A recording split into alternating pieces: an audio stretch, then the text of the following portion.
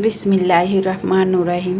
Hello viewers, আসসালামু আলাইকুম রহমতুল্লাহ বারাকাতুহু। আমার আপু ভাইয়ারা কেমন আছেন? আশা রাখছি যে যেখান থেকে আমার ভিডিওটা দেখছেন সবাই সুস্থ আছেন, ভালো আছেন। তা নির্দিষ্ট কোনো রেসিপি নিয়ে চলে আসিনি আর কি। কীভাবে যাদের নাকি কাঠের রুটি মেকার আছে তারা কিভাবে অতি সহজেই এই পুরি বানিয়ে নিতে পারেন সেটাই, সেই টিপসগুলো আর কি একটু শেয়ার করছি। তা দেখতে থাকুন।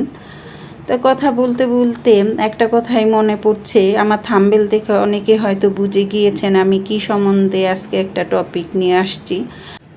বাংলাদেশি ব্লগার মম হীরা আপু, তার আর কি একটা চ্যানেল আছে, আপনারা হয়তো অনেকেই চিনেন, আবার কিছু সংখ্যক হয়তো যারা নতুন আসছেন তারা হয়তো চিনেন না।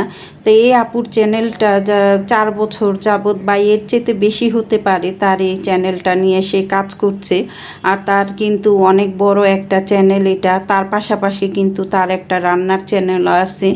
তাই আজকে তার সম্বন্ধেই কিছু কথা বলবো।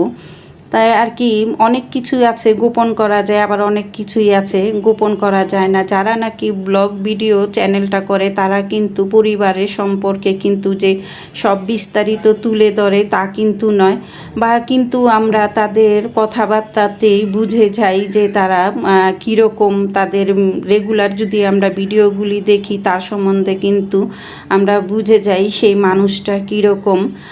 তাই যাই হোক, ওই আপুটার সম্বন্ধে আজকে একটা সত্য কথা বলবো। এটাই অনেক দিন ধরেই আর কি দেখছি সবাই অনেক কানাঘোষা করছে তাকে নিয়ে। তাই কেন সে ভিডিওটা ছেড়ে আর কি চ্যানেলটা বন্ধ করে রাখছে, তাই সেটার বিষয়েও কিছু কথা বলবো। তা হীরা আপু হলো, মনে করেন আমি অনেক 4 বছর তো তার চ্যানেলের বা তার বেশি হবে। তো আমি একটা ভিডিও দেখেছিলাম। তা আমি সাধারণত কিন্তু কারো ভিডিওতে সেরকম কমেন্ট করি না, যদি নাকি আমার মনটা ছুঁয়ে যায় তখনই কিন্তু আমি তার ভিডিওতে গিয়ে একটা কমেন্ট করে আসি।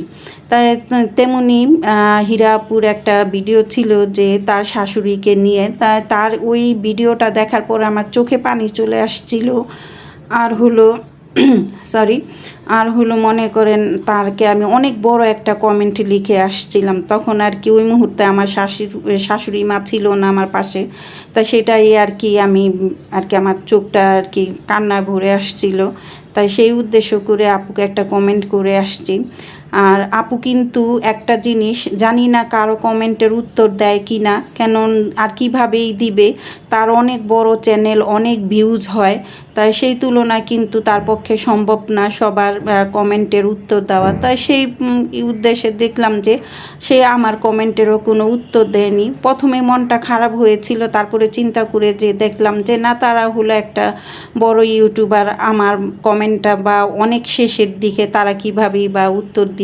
তাই এটা ভেবে আর কি আর মনে কষ্ট নিই না। তাই এইভাবেই আপুর অনেক ভিডিওই দেখি, অনেক সুন্দরভাবে যে সে প্রথম যেই উপস্থাপনা করে হীরা আপুর, কিন্তু সেই প্রথমের যেইটা ওটা দেখেই কিন্তু অনেক নতুন নতুন ইউটিউবাররাই কিন্তু তার অনেক নকল করেছে, এবং নকল করে কিন্তু সেইভাবেই তার মতো হতে চায়। কিন্তু যে যতটা যেভাবেই করুক না, কিন্তু আসল হলো মানুষের গুণ, যে যার গুণে গুণায়িত। তাই এটাই বলতে চাই, কেউ কারো সম্বন্ধে না জেনে না বুঝে মন্তব্য করবেন না। আর হীরা আপু তার চ্যানেলটা বন্ধ রাখছে একমাত্র কারণ হলো তার পারিবারিক ব্যাপার নিয়ে। পারিবারিক বলতে তার বাবা অনেক অসুস্থ থাকে, তার জন্য এখন সে চ্যানেল নিয়ে পড়ে থাকলে হবে না, সবচাইতে প্রাধান্য হলো আমার পরিবারকে দিতে হবে, তারপরে হলো আমার চ্যানেল।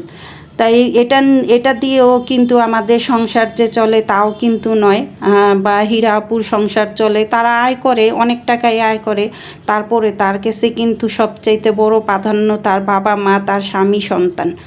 তাই যাই হোক, আপু কিন্তু সেই উদ্দেশ্য করে তার চ্যানেলটা কিছু দিনের জন্য হয়তো বা বছর হতে পারে, মাসে কোনো নির্দিষ্ট সময় নেই, সে আর কি এই ব্লগ চ্যানেলটা বন্ধ করে রাখবে। কিন্তু তার কিন্তু এই চ্যানেলের পাশেও কিন্তু তার একটা রান্নার চ্যানেল আছে, মম হীরা। তা ওই রান্নার চ্যানেলটা সে আর কি ওটার মধ্যে ভিডিও দিবে কম বেশি, কিন্তু ব্লগ চ্যানেলে সে এখন আর ভিডিও দিবে না। হয়তো বা দেখা গেছে যে যখন মন চাইবে তখন সে আবার এটার মধ্যে ভিডিও দিবে। তার জন্য যে তার ভিউ কমে যাবে বা তার সাবস্ক্রাইবই হয়ে যাবে এটা না, ভাগ্য ভালো থাকলে তার এই চ্যানেল দিয়েও সে কিন্তু আরও উপরে হবে, তার কিন্তু সাবস্ক্রাইবার কিন্তু ইচ্ছে করলে তার মিলিয়ন হয়ে যেতে পারতো, কিন্তু সে নিয়মিত দেয় না বলেই কিন্তু আপুর কিন্তু এরকম আর কি কাজটা খুব কম করে, কিন্তু কম কাজ করলেও কিন্তু তার ভিডিওগুলো দেখবেন, ব্লগ চ্যানেলগুলো ভিডিওগুলো দেখবেন অসাধারণ। তার কথা বলার ভঙ্গি, সে যে সামনে আসে না তারপরেও কিন্তু তার ভিডিওগুলো অনেক সুন্দর। তার টিপসগুলো যে তার সাংসারিক যে টিপসগুলো দেয়, ছোট ছোট যেই টিপসগুলো দেয় অনেক সুন্দর। তার আর কি পরিবারের যে ঘরটা গুছানো, তার লাইফ স্টাইলটা এত সুন্দরভাবে সে উপস্থাপন করে, দেখলেই দেখতে ইচ্ছে করে। যারা নাকি আমার মতো হীরা আপুকে পছন্দ করেন অবশ্যই কেউ খারাপ মন্তব্য করবেন না। অনেকেই দেখছি এই হীরা আপুকে নিয়ে অনেক আর কি কি বলবো আর কি একটা ব্যবসা শুরু হয়ে গেছে তাদের মধ্যে, এরকম ভিডিও দিচ্ছে, তা না বলে পারছি না। তার জন্য আজকে আমিও আর কি আমি সব সময় অন্যায়ের প্রতিবাদ করি, তার জন্য আমি আজকে হলো আমার চ্যানেলে হীরা আপুর সম্বন্ধে বললাম। সে অনেক ভালো একটা মানুষ আর কি, যতটুকু আমি তার ভিডিও দেখে বুঝেছি তার সম্বন্ধে, তাই সেটাই বলবো। মানুষ আগে বাড়বে, এটাই তার নিয়তি, যার যার নিয়তি আর তার যার যার গুণেই কিন্তু সে আগে বাড়বে। আপনারা শুধু শুধু হীরা আপুকে নিয়ে কোনো গসিপ করবেন না। অন্যের গসিপ করে কিন্তু চ্যানেল আর কয়টা ভিউ কামাবেন, কিন্তু অবশেষে দেখা যাবে দিন শেষে আপনি সেই আগের জায়গায় পড়ে আছেন। আর এই গসিপ করাটাও কিন্তু একটা গুনার পর্যায়ে পড়ে। যারা নাকি মুসলমান আছেন তারা অবশ্যই জানেন অন্যের গসিপ করা মানেই একটা গুনাহ কামানো। তাই এটা না করে নিজের ভিডিওতে ফোকাস দেন, নিজেরা হলো কিভাবে উপরে উঠবেন সেটা চিন্তা ভাবনা করেন, অন্যের খুশিতে খুশি হবেন, এটাই আজকে বলতে চাচ্ছি। আর এই যে কথা বলতে বলতে কিন্তু আমি আমার এই যে পুরীর রেসিপিটা আপনাদের সাথেও শেয়ার করে নিলাম। তাই যাদের নাকি রুটি মেকার আছে, তাই রুটি মেকারে কিন্তু সুন্দরভাবে যে দেখছেন ফুলকো ফুলকেও কিন্তু আমি কি বলে পুরি বানিয়ে নিলাম।